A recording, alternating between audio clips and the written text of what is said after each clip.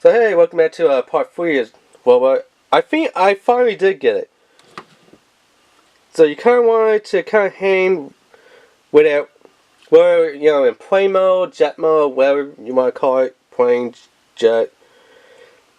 I think with the wheel would have been, if they did include a wheel, that's kind of where you want to get the little crotch piece in there. Like right up in there.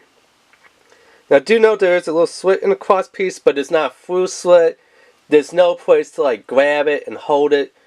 So it's kind of like, just kind of tap it and friction fit it.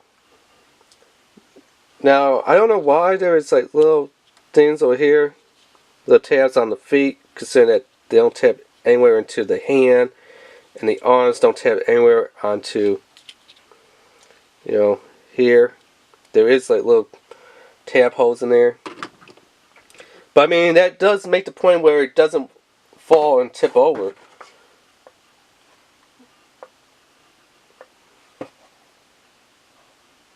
So the hands look to be about right. And yep, we finally got it, folks. That's how you take the feet and fold them up. So take the feet off, just completely remove them from the transformer, turn them around,